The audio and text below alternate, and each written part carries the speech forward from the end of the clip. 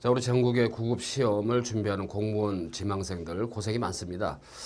그래서 뭐 2013년도 지금 국가직하고 지방직, 서울시는 뺐습니다만 기출문제를 한번 분석을 쫙 해서 여러분한테 그 2014년도 합격의 어떤 길로 어떻게 국어 공부를 할 것인가 하는 유형 또는 프레임을 잡아드리는 강의가 되겠습니다. 물론 그래요. 이제 기출문제라는 거 이미 검증이 되고 완벽한 문제죠. 그렇지만 이제 기출문제만 가지고는 또 여러분들이 또 내년도 시험 준비하는데 애로가 있기 때문에 어때 유형별로 이런 유형은 이렇게 접근하는 게 아무래도 공무원 시험 국어 준비하는데 아마 효과가 있을 것이다. 그래서 여러분도 뭐 공무원 시험 과목이 국어뿐 아니라 뭐 영어, 한국사 공통적인 것도 있고 그죠? 물론 그래 여기 9급이라고 되어 있습니다만 사실 국어는 7급과 거의 대동소이하죠. 경찰직, 서방직 두루두루 다 해당이 됩니다. 그래서 여기 나온 것처럼 말이죠. 제가 집필한 우리 형설의 그 일종의 바로 공무원 국어 책 있죠. 이미 적중을 많이 했습니다. 굉장히 출제가 많이 됐거든요, 실제로. 그래서 아마 여러분들이 수험서를 보면 아마 효과적으로 학습이 될 것이고, 가만히 보니까 있죠. 올해 출제가 된 국가직 지방직 문제 거의 이 범주에 나왔습니다. 아마 어느 출판사의 수험서는 다 마찬가지일 거예요. 무슨 얘기냐? 우리 책만 적중이 된 게 아니고 있죠. 국어라는 게 똑같잖아요. 그렇잖아요. 괜히 우리 책 과시하려고 그런 것도 아니고. 다만 제 지금까지 쭉 하니 지도를 해오고 학습을 하면서 있죠. 글쎄 아마 공무원 국어를 준비하는 수험생들이 사실 그렇잖아요. 여러분들이 이제 그동안 쭉 하니 과거를 거슬러 가면 아마 수험생 중에는 아마 대졸자도 있고 현재 대학 재학 중인 사람도 있고 아마 몇 년째 말이죠. 공무원 시험 준비하면서 이제 뭐 처음에는 5급 행정직 그죠? 5급 이제 사무관 이제 행정고시죠. 그러다가 조금 이제 기간이 지나니까 불안하니까 이제 7급. 7급 하다 이것도 저기 되니까 9급까지 시험 보는 수험생도 있을 거고 아니면 이제 고등학교를 막 졸업하고 있죠. 그야말로 수능식으로 이제 과학, 수학, 사회로 선택이 들어오니까 고등학교 졸업하자마자 공무원 시험 준비하는 수험생도 있을 겁니다. 그만큼 이제 공무원 될 수 있는 길이 많이 열린 거죠. 반대로 기존에 준비한 수험생들은 행정법이나 이런 것도 행정하겠죠. 필수로 준비해 오다가 이제 선택이 되니까 좀 짜증이 좀 나겠죠. 안 그래요? 근데 모든 게 그렇잖아요. 그냥 국어적인 기반이 된 수험생들이 역시 영어도 잘하고 한국사도 잘하고 그렇게 돼 있습니다. 그래서 국어는 어리버드 논리입니다. 역시 많이 본 사람이 어때요? 일찍 나는 새가 일어나는 새가 많이 먹이를 얻듯이 많이 보는 수험생이 역시 어때요? 국어 성적이 잘 나오게 돼 있습니다. 그 점을 염두에 두시고 아무튼 여러분들이 말이죠. 어찌됐든 두루두루 이번 문제를 한번 경험해 보면서 아 이런 것들이 예측이 된다. 그러니까 실제로 그래요. 올해 이런 문제가 나왔으면 있죠. 아마 내년도에는 아마 조금 출제하는 사람들이 기존에 나왔던 문제를 그대로 낼 리가 없잖아요. 그죠? 그렇기 때문에 뭔가 있죠. 올해 문제 올해 문제대로 가고 그렇죠. 다만 이제는 예측하는 학습 그런 방향으로 여러분들 설계해라 해서 이런 강의를 준비한 겁니다. 저희 형설에서도 많은 기획을 해서 준비를 해가지고 여러분한테 있죠. 이렇게 멘토를 해주는 그런 강의를 하는 거니까 좀 심혈을 기울여서 아마 여러분 중에는 뭐 유명한 그 오프라인 학원 강의도 수강한 수험생도 있고 또는 뭐 어디 일타 강사다 해서 뭐 그 사람의 온라인 강의도 듣고 하겠지만은 저희는 저희 나름대로 컨셉을 가지고 분명히 여러분한테 있죠. 과목별로 효과적인 그런 학습 방향을 제시하고 있으니까 그 점만은 진정성을 가지고 여러분들 이해를 하면 되겠고요. 어찌됐든 방향만은 정확하게 그죠? 어느 누구도 접근할 수 없는 그런 정확도를 가지고 여러분한테 지금부터 쫙 하니 그죠? 판을 좀 깔아드릴 테니까 편한 마음으로 한번 우리 있죠? 책을 참고하면서 여러분 기출문제 분석집은 아마 보조 책자가 나갈 겁니다. 그 점을 상기해서 여러분한테 멘토 해주는 거니까 그런 차원에서 한번 이해를 하면 되겠습니다. 자, 기출문제는 그대로 나오지 않는다. 다만 그죠? 기출문제를 통해서 이제 뭔가 있죠? 나올 수 있는 그죠? 한마디로 벤치마킹을 하는 겁니다. 뭔가 있죠? 어때요? 기존 거를 가지고 새롭게 진화시키는 방법으로 생각을 하자 하는 겁니다. 자, 그래서 먼저 국가직 먼저 있죠. 20문항. 그 다음에 뒤에 지방직 20문항이 통 40문항이 이제 체계적으로 분석이 될 거니까 잘 보시고 그 첫 번째 문제로서 말이죠. 일단은 말이죠. 어휘 문제가 나왔죠. 자, 그런데 있죠. 어떻게 보면 2013년도 어때요? 국가직, 지방직, 서울시 그 다음에 7급을 두루두루 봤을 때 있죠. 역시 말이죠. 우리가 이제 공무원 국어 시험에서 출제가 되는 어때요? 출제 영역을 봤을 때 그렇죠? 출제 영역을 봤을 때는 어때요? 역시 이제 생활국어 그죠? 생활국어가 약 한 6 정도 비중이 출제 비중입니다. 그 다음에 있죠. 자, 문학존이 약 한 비중으로 보면 1.5 정도. 물론 이제 분석하는 사람에 따라 취향이 다져야 의미가 다를 수 있습니다만은 문학이 한 비문학이 약 2.5 정도의 어떤 출제 비중을 가졌더라. 이것은 7급까지 다 포함을 해서 말이죠. 저희가 나름대로 분석을 한 출제 영역별 비중 분포입니다. 그럼 어때요? 생활국어 속에는 역시 이제 여기 1번처럼 말이죠. 어휘 영역이 나오죠. 그렇죠? 그 다음에 있죠. 어법. 어법이라는 게 우리가 통상 정서법이죠. 저 한글 맞춤법이랄까 등등. 여기 어휘에는 표준어 문제도 있고 여기 나온 것처럼 유의어 문제도 있고 그렇죠? 자, 등등. 어법에는 표준 발음법도 있고, 그렇죠? 자, 여러 가지입니다. 그래서 있죠. 어휘 파트가 한자까지 포함해서인데, 역시 말이죠. 이것도 약, 어때요? 4.5 대 5.5 정도로 이 범위 내에서입니다. 그죠? 그래서 어법이 약간은 비중이 좀 높은, 자, 그런 성향이 되겠습니다만은, 어때요? 어법이라는 것도 역시 이제 어휘하고 어떤 관관성인데, 그래서 거의 말이죠. 어때 최근의 트렌드를 봐서는 어휘나 어법전이 거의 평균 잡아서 5대 5 정도 있죠. 반반 정도 나왔더라 하는 걸 아마 여러분들이 염두에 두시고요. 일단은 1번 문항 딱 보니까 키워드가 뭐죠? 아하, 유의어다 나왔습니다. 유의어. 그렇죠? 그럼 아까 말씀드린 대로 말이죠. 이미 올해 유의어는 나왔기 때문에 유의어는 뭡니까? 어휘의 관계잖아. 어휘의 관계. 그렇죠? 어휘 관계 영역입니다. 어휘 관계. 그렇잖아요? 자, 어휘 관계는 주로 말이죠. 어때요? 의미죠? 어휘의 의미 관계입니다. 그럼 어휘의 의미 관계를 크게 봐서 여기 나온 것은 유의 관계. 맞죠? 여기서 유의란 게 유자가 뭐죠? 무리죠. 무리. 프렌드. 패밀리. 이해되죠? 오케이. 패밀리란 얘기죠.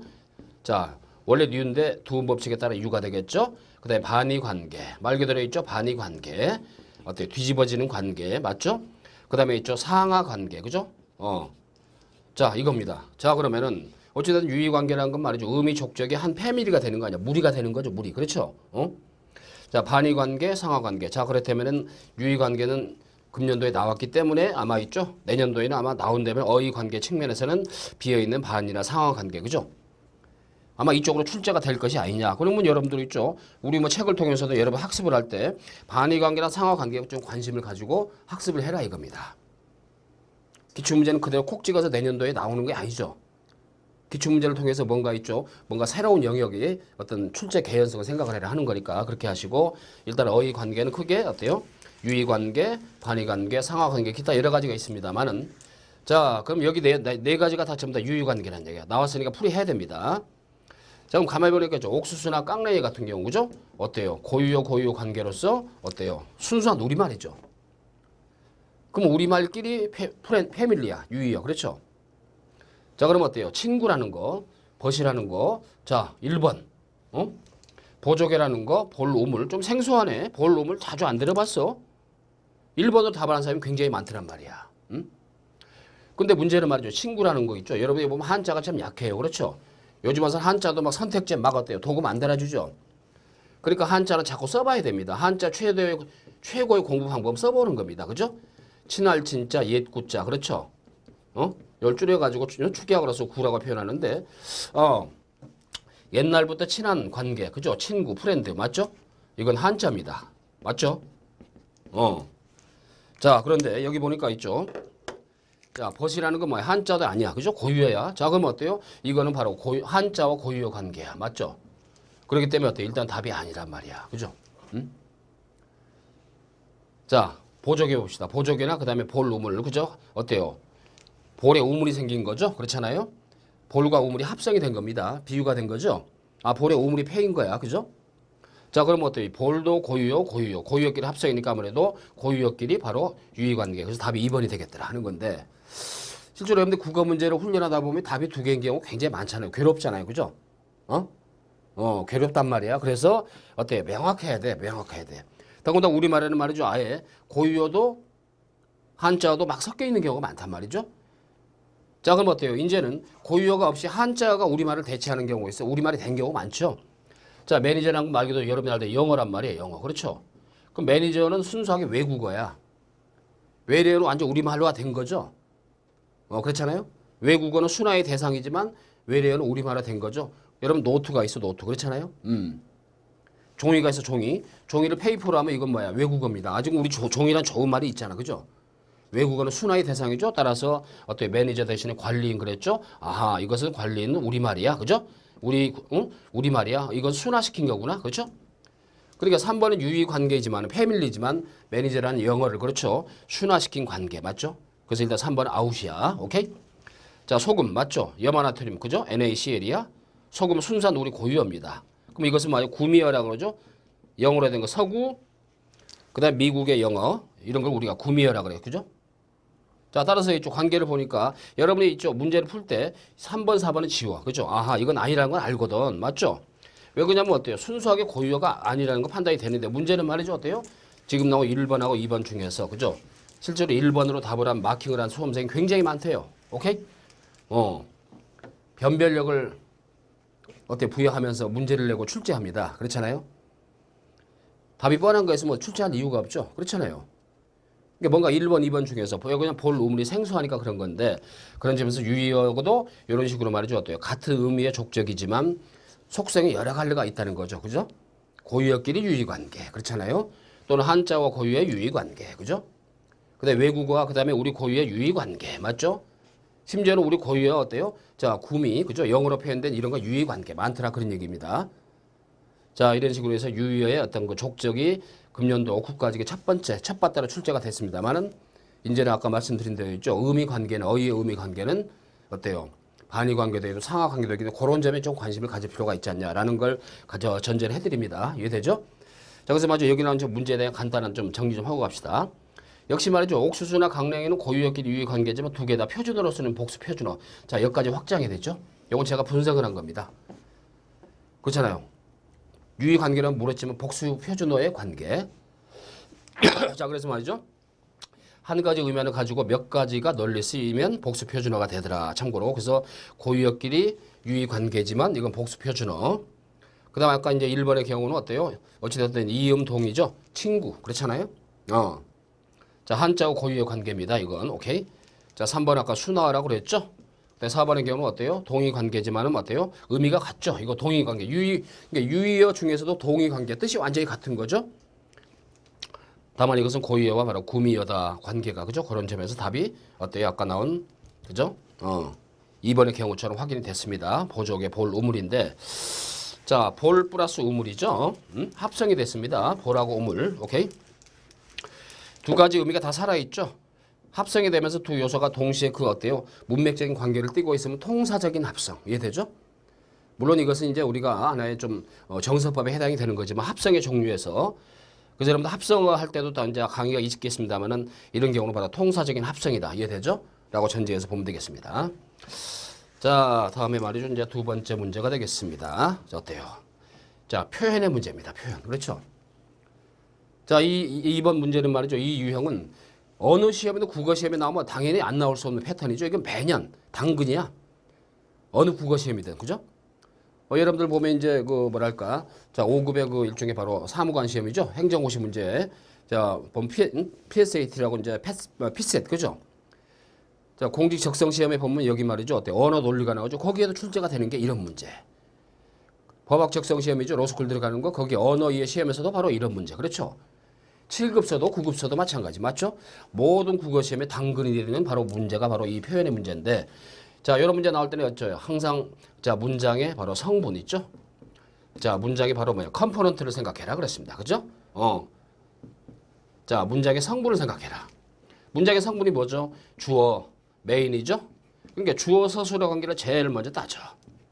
주술 관계. 그죠? 여기에 말이죠. 어때요? 목적어. 여기에 말이죠. 어때요? 보. 그죠? 여기에 있죠. 부사어. 맞죠? 여기에 중간에 있죠. 관형어. 꾸며주는 거. 그러니까 이러한 성분들이 호응이 자연스러운가 이런 걸 통사구조라 그러죠. 그렇죠? 이런 걸 보는 게 뭐예요? 제1의 원칙이 되겠습니다. 이해되죠? 이런 통사적인 관계를 먼저 여러분이 제일 먼저 일단은 염두에 두고 접근해야 된다는 걸 생각하면 되겠죠. 그래서 이런 문제가 나올 때는 말이죠. 일단은 어때? 문장을 딱 보고 말이죠. 자, 문장을 보고 제일 먼저 뭘 하냐. 그죠? 아무튼 문제별 유형 접근 전략을 여러분한테 멘토해 주는 겁니다. 프레임을 잡아라 그 얘기입니다. 자, 일단 말이죠. 자, 어때요? 주어입니다. 주어를 딱 체크해. 그죠? 자, 그 다음에 있죠. 여러분들과 영어 구문 독해 할 때도 주술관계 있죠. 성분들 체크를 해보는 게 최능사잖아요. 그죠? 눈감 땜감으로 하지 말고 자꾸 흔적을 남겨. 응? 자, 그럼 어찌됐든 말이죠. 자, 교장 선생님의 말씀이 계시겠습니다. 그럼 어때요? 이 안에서도 있죠. 교장 선생님은 어때요? 의가 있기 때문에 꾸며주는 거죠. 메인에 된 주어가 말씀이야. 그죠? 말씀이 계시겠습니다? 자, 다시 한번 있죠. 아주 심플하게. 그죠? 슬림화 시켜봐. 말씀이 계시겠습니다? 시는 주체 존대란 말이야. 존대? 주체를 존대하는데 문제는 말이죠. 말씀이 아니고 교장 선생님이라면 어때요? 계십니다 하면 말이 돼. 그렇죠? 그렇지만 어때요? 말씀이 계신다? 일단은 이치 안 맞죠. 그래서 교장 선생님 직접 높이는 게 아니고 어때요? 한마디로 이제 말씀을 높이는 거죠. 교장 선생님과 관계된 걸 높이니까 어때요? 간접 높임이 되죠. 간접 주체 높임이야. 그죠? 자, 따라서 있죠. 1번의 경우는 우리가 있죠. 자, 분석을 해보고 들어갑시다. 있으시다가 되겠죠. 여기는 교장 선생님이 아니고 교장 선생님과 관계된 간접적인 거 말씀이니까. 그죠? 이 시시다는 주체보다 신분이 낮거나 사함을 아래에서 계시다는 주체보다 신분이 높은 경우에 사용하죠. 그러니까 여기서는 교장 선생님의 말씀이 계시겠습니다가 아니고 말씀이 있으시겠습니다. 이해되죠? 지금 제가 강조드렸죠. 일단 매일 먼저 표현의 문제가 나면 어때요? 주어 서술의 문제를 서술의 경우를 먼저 딱 어때요? 여러분들 프레임을 잡아. 현재 1번이 잘못된 경우입니다. 자, 2번 봅시다. 자, 어때요? 먼저 주어를 잡아라. 근데 가만 보니까 2번의 경우가 주어가 없어. 주어가. 그죠? 부당하게 주어를 꽉 생략하면 안 되잖아. 그렇죠? 오케이? 자, 모두 흥에 겨웠어. 흥에 겨워서 부사죠? 부사어죠? 춤과 노래를 부르고 있다. 목적어, 그 다음에 서술어까지 왔습니다. 자, 근데 문제는 말이죠. 어때요? 자, 목적어가 두 개야. O1, O2가 있죠? 그럼 서술어도 V1, V2가 돼야 돼. 맞죠? 여기서 있죠? 목적어 1이 어때요? 춤이야. 자, 목적어 2가 뭐죠? 노래야. 노래는 부르는 거죠? 이거 맞는데 춤을 부르다 하면 안 되잖아. 그렇죠? 맞죠? 춤은 추는 거란 말이야. 그래서 2번의 경우가 주어가 없다는 사실 또는 목적어 서술어 호응 관계가 잘못되어 있다는 사실을 확인할 수 있죠. 부당하게 서술어가 생략되어 있고 또나 목술 관계 해결이 안 돼 있죠. 호응이 안 돼 있죠. 자, 그런 점에서 모두가 흥에 겨워 춤을 추고 자, 노래를 자, 부르고 있다. 오케이? 어떤 표현의 문제는 문장의 성분을 잡아라 그 얘기죠. 이겁니다. 자, 그래서 2번도 현재 어때요? 일단은 답은 아닙니다. 자, 그 다음에 있죠? 자, 3번의 경우 축배를 터뜨리며 함께 우승의 기쁨을 나누었다 그랬습니다. 그죠? 일단 이것도 가만히 보니까 주어가 없죠. 이것도 일단 부당하게 주어가 빠진 경우죠. 자, 그 다음에 있죠? 함께 우승의 기쁨을 나누었다. 터뜨리며 and가 되죠.